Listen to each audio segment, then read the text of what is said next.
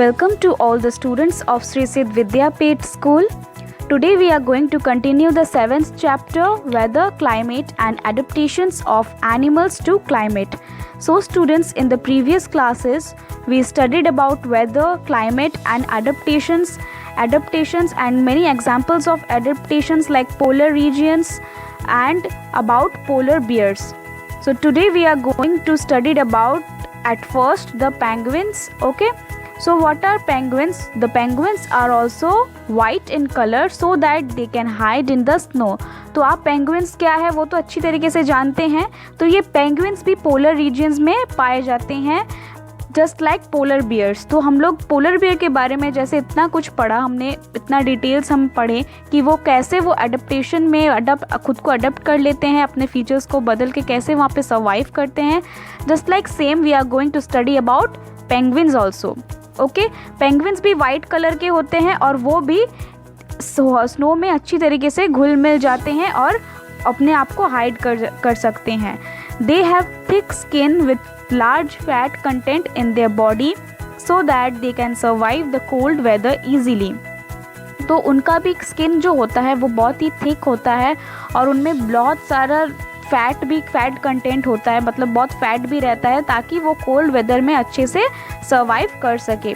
The penguins generally lived in a crowd or nest closely so that they can stay warm. Penguins ज़्यादातर देखना एक झुंड बना के रहते हैं, अकेले नहीं रहते, एक झुंड बना के रहते हैं और उनका जो नेस्ट होता है, मीन्स उनका जो घर भी एक ही साथ होता है ताकि एक दूसरे के साथ मिलके वो खुद को गर्म रख सके. The penguins have webbed feet which allow them to swim. उनका जो फीट होता है वो वेब्ड होता है, जैसे मकड़ी का जाला होता है तो एक साथ जुड़ा हुआ वेब्ड फीट होता है ताकि जो उनको स्विमिंग करने में बहुत हेल्प करता है. Okay, so here you can see the picture of penguin and the features like water में उनका जो मूवमेंट होता है, उनका मूवमेंट में हेल्प करता है. क्या क्या हेल्प करता है? उनका जो streamlined body, water proof feather, pairs of wings, heavy solid bones help them to dive easily and a pair of wings helps them to propel forward in the water.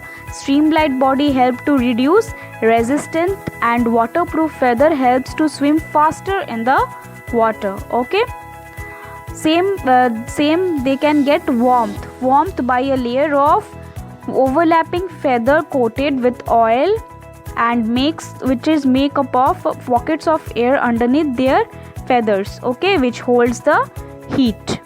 Penguin breathe because penguin can breathe easily and have special blood and muscle tissues which helps them in increasing move oxygen for during an underwater dive. Okay, तो उनका जो breathing process होता है उनमें special, उनका जो blood है वो स्पेशल और मसल टिश्यूज़ भी स्पेशल होते हैं ताकि जिनमें ऑक्सीजन की मात्रा बहुत अधिकतर होती है और ऑक्सीजन मूव भी बहुत ज़्यादा मूव भी कर सकता है. उनके जो वो भी अंडर वाटर डाइव मार सकते हैं, वो भी ग्रेट स्विमर है जस्ट लाइक पोलर बियर्स, और इसी special blood and muscle tissues की वजह से वो ईजिली स्विम कर सकते हैं. प्रोटेक्शन कैसे होता है? वो अपने आप में एक प्रोटेक्शन क्रिएट करते हैं कि वो हमेशा ग्रुप में मूव करते हैं. उनका जो एग्स होता है उनको गार्ड करते हैं और स्विम करते हैं जिगजैग पोजीशन में, मतलब सीधा नहीं स्विम करेंगे. एक बार राइट में गए तो फिर लेफ्ट में गए, फिर राइट में गए तो फिर जिगजैग पोजीशन में. और उनका डाइट मीन्स वो क्या खाते हैं? क्रिल, स्क्वीड्स और फिश खाते हैं. Okay, now there are some birds which are known as migratory birds. So what are migratory birds? In winters birds of polar areas migrate to warmer regions. तो जब ठंड गिरता है पोलर एरियाज के जो बर्ड्स होते हैं, जो चिड़िया होते हैं, वो माइग्रेट मतलब अब वहाँ से दूसरे जगह में चल जाते हैं जहाँ पे गर्मी ज़्यादा होता है, मतलब वार्मर रीजन्स जहाँ पे गर्मी ज़्यादा होता है. They come back after the winter is over. जब ठंडा चला जाता है फिर वो वापस आ जाते हैं. Siberian crane used to migrate from Siberia to places like Bharatpur in Rajasthan and Sultanpur in Haryana and some wetlands of northeast and some other parts of India in winter. Siberian crane एक तरह का bird का नाम है जो क्या करते हैं, साइबेरिया से हमारे इंडिया के कुछ जगह है जैसे कि भरतपुर है राजस्थान में, सुल्तानपुर है हरियाणा में, और भी बहुत सारे ऐसे इंडिया के पार्ट्स में वो साइबेरिया से माइग्रेट करके यहाँ पे आ जाते हैं। ठीक है, जब वहाँ पे ज़्यादा ठंड होता है तो वहाँ से उड़ के वो कहाँ पे आ जाते हैं, हमारे इंडिया पे आ जाते हैं। फिर जब ठंडा कम होता है वो यहाँ से फिर वापस वहाँ पे चले जाते हैं। तो these all birds who migrate from one place to another are known as migratory birds. Okay, so migratory birds in polar regions. Okay, the birds, in order to protect themselves from cold water of the winters in the polar region, often migrate from these areas to warmer place. जैसे कि हमने अभी पढ़ा कि जो birds होते हैं अपने आप को बचाने के लिए, कोल्ड वेदर से बचाने के लिए विंटर में पोलर रीजन से माइग्रेट करके किसी गर्म जगह पे वो चले जाते हैं। They then return back after the winter season. फिर वो जब विंटर सीजन चला जाता है फिर वो अपने जगह पे फिर रिटर्न चले जाते हैं। For example the Siberian crane migrates to India in Rajasthan, Haryana and some north east regions during the winter season in Siberia. जैसे कि हमने अभी पढ़ा कि साइबेरियन क्रेन जो है वो साइबेरिया से इंडिया के कुछ हिस्सों में आ जाता है जब बहुत वहाँ पे ठंड पड़ती है, माइग्रेट करते हैं ये। These birds that migrate to different places during a change in weather are often known as migratory birds. तो मैंने अभी कहा था आपको कि कौन किसको migratory birds बोला जाता है, जो birds एक जगह से दूसरे जगह में किसी वेदर चेंज की वजह से चले जाते हैं उनको बोला जाता है migratory birds.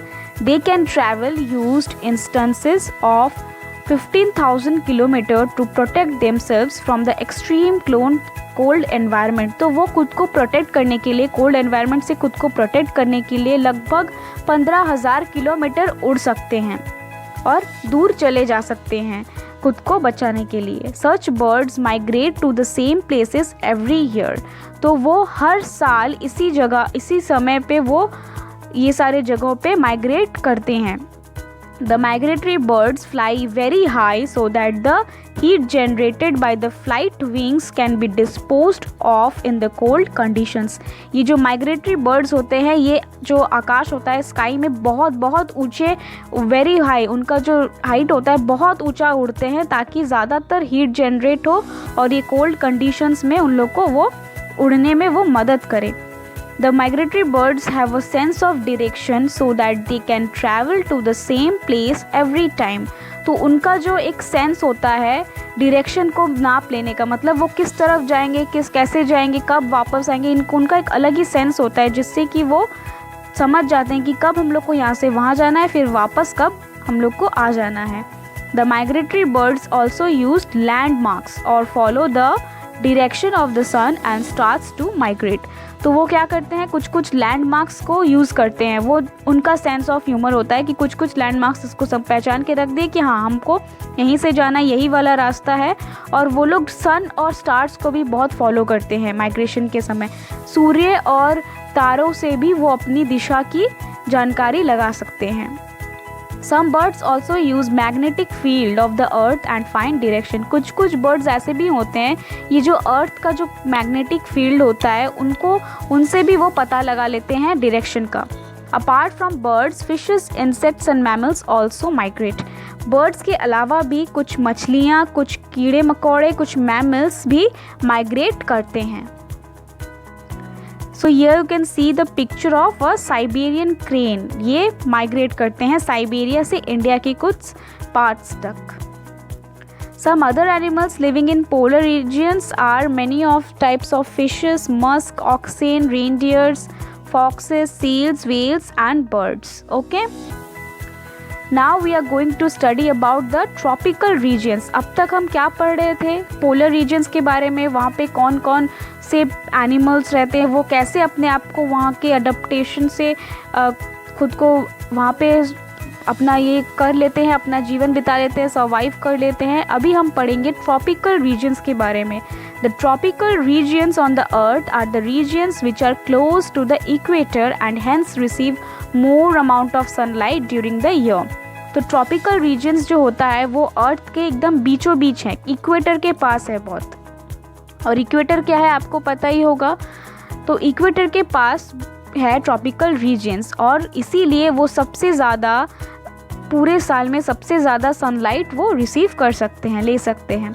Because of these areas have a hot climate, इसी के वजह से ये जो एरियाज़ है यहाँ का जो क्लाइमेट है वो बहुत हॉट है, मतलब गर्म है।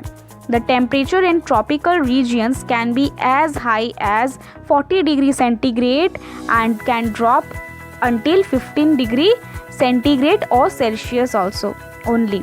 तो जो टेम्परेचर होता है ये ज़्यादातर कितना बढ़ सकता है ट्रॉपिकल रीजन्स में, 40 डिग्री सेल्सियस तक बढ़ सकता है। और कितना घट सकता है, मिनिमम 15 डिग्री सेल्सियस तक वो ड्रॉप मतलब गिर सकता है। The length of the day and night are almost equal in this regions. तो यहाँ के जो रात और दिन का जो लेंथ है, रात और दिन का जो माप है यहाँ पे लगभग सेम है, ठीक है। वो पोलर रीजन्स के जैसा नहीं है कि 6 महीने सन नहीं उगेगा फिर 6 महीने सन उगेगा, वैसा कुछ नहीं है। यहाँ के जो डे एंड नाइट है प्रॉपरली टाइमिंग इनका ऑलमोस्ट इक्वल होता है। However, there is a lot of rainfall and so the tropical rainforest are found in this region. इस जगहों में ट्रॉपिकल रेन फॉरेस्ट में ये कुछ ट्रॉपिकल रीजन्स में बहुत रेनफॉल होता है। जो जहाँ पे रेनफॉल होता है तो उनको क्या बोला जाता है, ट्रॉपिकल रेन फॉरेस्ट। ये ट्रॉपिकल रीजन्स में ये सारे ट्रॉपिकल रेन फॉरेस्ट ज़्यादातर पाए जाते हैं। The tropical rain forest are home to a wide variety of vegetation and animals. तो ये जो ट्रॉपिकल रेन फॉरेस्ट है ये बहुत सारे varieties of vegetations means plants, animals, बहुत सारे लिविंग ऑर्गेनिजम्स का ये एक घर बोल सकते हैं, मतलब वहाँ पे वो रहते हैं, वो उनका रहने का जगह है। Due to large inhabitation the animals often compete for food in this regions. तो यहाँ पे इसी वजह से बहुत ज़्यादा बड़ी तादाद में यहाँ पे सारे एनिमल्स, प्लांट्स रहते हैं। तो इनकी जो खाने का जो चीज़ है इनके बीच में बहुत कंपटीशन हो जाता है खाने को लेके, क्योंकि बहुत बड़ी तादाद में ये लोग यहाँ पे मौजूद हैं। तो इसीलिए इनका खाना भी बहुत बड़ी तादाद में ही चाहिए होगा, तो इसीलिए इनका एक दूसरे के साथ कंपटीशन हो जाता है खाने के लिए। Many animals have adapted themselves so that they can live on the trees and find their food easily. The skin color of these animals is generally similar to that of the surroundings so that they can catch their prey easily and protect themselves from the predators. Also, many of these animals have a good eyesight and a better sense of hearing.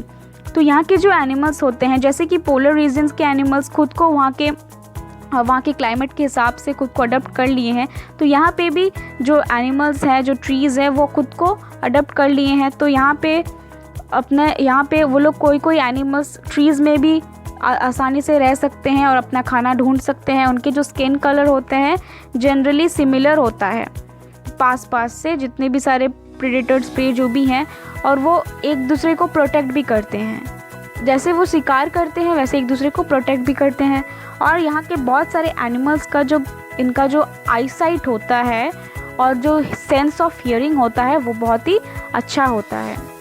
Okay, so here you can see the tropical regions like the equator. Okay, यहाँ पे जो equator है यहाँ पे बीचों बीच इसी के side में ये सारे ट्रॉपिकल रीजन्स पाए जाते हैं। आपको यहाँ पे दिख रहा है इंडिया का जो आउटलाइन है, तो यहाँ पे इंडिया का लगभग साउथ पार्ट आ रहा है ट्रॉपिकल, मतलब इक्वेटर के पास, तो इसीलिए वो भी एक ट्रॉपिकल रीजन ही हुआ। Okay, here you can see the tropical the countries which are present in the tropical regions near the equator which are Central America, Caribbean, South America, northern Africa and Middle East, Central and South Africa, South Asia means South Asia आप देख रहे हैं। South Asia में India का थोड़ा सा part भी आ गया, साउथ ईस्ट एशिया भी आता है और ओसेनेशिया भी आता है। Okay, the major types of animals living in the rain forest are monkeys, apes, gorillas, tigers, elephants, leopards, lizards, snakes, birds and insects। तो बहुत सारे एनिमल्स इस रेन फॉरेस्ट, इस ट्रॉपिकल रेन फॉरेस्ट में मौजूद होते हैं। ये सारे उस एनिमल्स के एग्जाम्पल्स हैं। Many tropical animals have sensitive hearing, sharp eyesight, thick skin and a skin color। तो बहुत सारे ऐसे ट्रॉपिकल एनिमल्स होते हैं जिनका हियरिंग पावर बहुत ही सेंसिटिव होता है, उनका आईसाइट बहुत शार्प, बहुत अच्छा होता है, उनके जो स्किन होते हैं बहुत ही थिक होते हैं, मतलब मोटे मोटे होते हैं, और उसके स्किन कलर भी बहुत, स्किन कलर जो उनको हेल्प करता है कैमोफ्लेज, मतलब हाइड करने में, खुद को छुपाने में, खुद को किसी शिकारी से छुपाने में उनको बहुत हेल्प करते हैं, और आसपास के जितने भी सारे सराउंडिंग्स के जितने एनवायरनमेंट क्लाइमेट है उनके साथ उनको घुल मिल जाने में बहुत हेल्प करता है। This is to protect them for predators, जैसे कि मैंने कहा इनको प्रेडेटर से भी वो प्रोटेक्ट करते हैं। Okay, so the remaining part we are going to do in the next class. Till then, write all the notes in your fair copy, learn the notes and read the chapter. Do exercise question number 1, 3, 11, 12 in homework. 1, 3, 11, 12 आपको अपने homework में करना है। बहुत easy question है, जहाँ तक मैंने पढ़ाया आप अगर उसको अच्छे से पढ़ेंगे और चैप्टर को अच्छे से रीड करेंगे तो आपको ये पता चल जाएगा, इसका आंसर्स आपको वहीं से मिल जाएगा। Okay, and students, if you all have any doubt in any part of this chapter you can ask me. I am going to clear your all doubts. Okay, so we are meeting soon with the remaining part of this chapter in the next class. Thank you students.